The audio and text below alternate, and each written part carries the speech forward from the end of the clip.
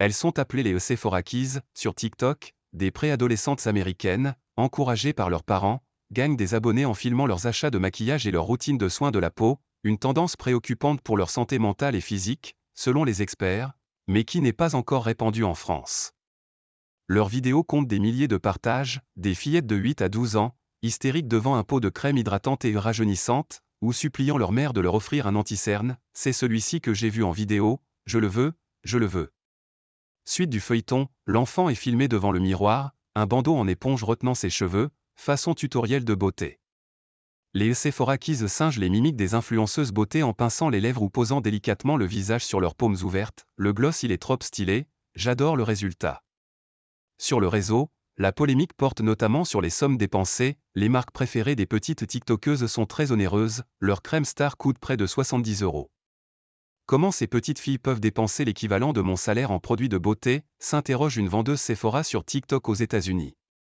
Des employés de la marque détenue par LVMH déplorent aussi le comportement des petites clientes, les vidéos montrant des rayons dévastés après le passage de très jeunes clientes sont légion outre-Atlantique. Produits agressifs. Rien de tel en France, assure une vendeuse de cette chaîne, Gare de Lyon, à Paris, on voit de plus en plus de jeunes filles, mais elles sont accompagnées de leurs parents et se tiennent bien. Sephora n'a pas répondu aux sollicitations de l'AFP. Les produits vantés dans ces vidéos, malgré leur emballage pastel gourmand et régressif, contiennent par ailleurs des actifs agressifs comme le rétinol, destiné aux peaux matures, selon des experts. De plus en plus d'enfants utilisent des produits cosmétiques pour adultes. Beaucoup des parents que je reçois n'ont même pas idée qu'il y a un risque et font plus confiance aux plus influenceurs beauté plus qu'à leurs médecins, déplore auprès de l'AFP le dermatologue américain Danilo Del Campo. Il a constaté une hausse des consultations pour des réactions cutanées et des soucis résultant d'un mésusage de ces produits.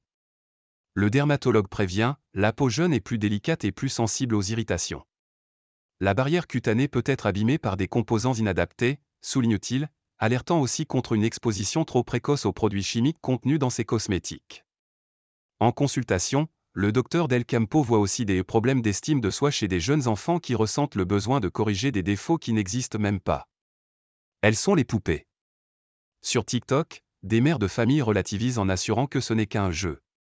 Mais pour Michael Stora, psychanalyste expert des pratiques numériques, ces fillettes ne jouent pas à la poupée comme on peut l'attendre à leur âge, elles sont les poupées.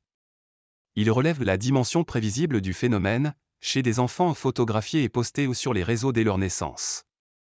Voire objet de fétichisation de leurs parents, qui voient dans leurs enfants une prolongation d'eux-mêmes, à l'instar de la star planétaire Kim Kardashian. Sa fille Northwest est l'icône des Sephorakies.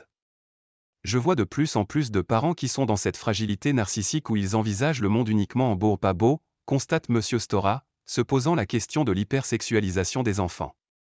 Solène Delecourt, professeur à Berkeley, spécialiste des inégalités sociales, pense aussi que ces vidéos peuvent renforcer et perpétuer une représentation très stéréotypée des filles et des femmes déjà à l'œuvre en ligne, ce ne sont pas des femmes mais elles sont déjà sujets d'une intense pression sociale.